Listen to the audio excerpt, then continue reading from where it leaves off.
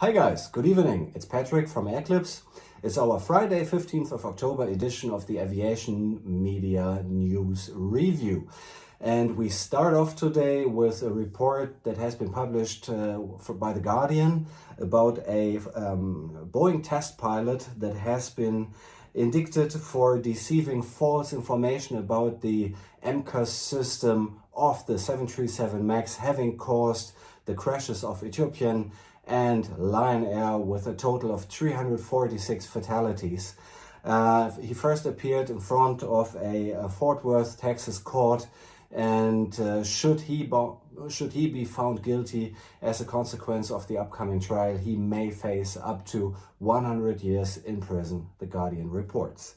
Then on the manufacturing side, Sine Draco, a joint venture between the US and China, has just started converting the first former Atlas Air of Turkey Airbus A321 aircraft from passenger into freighter in their Tucson, Arizona facility. Once it's going to be finished, it will be designated an A321SDF Sine Draco Freighter.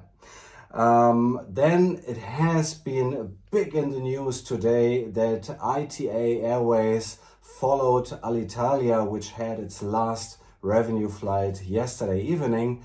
And then suddenly there was a big bang in the aviation news world, saying that Alitalia, the brand, was now successfully sold for 90 million euro to ITA Airways, resulting in a couple of media pre-assuming that ITA would now brand and continue flying as Alitalia. However, during a press conference today, ITA announced their own brand, which is surprisingly blue-based, and it looks like, at least first of all, they will only own the Alitalia brand, but probably not use it.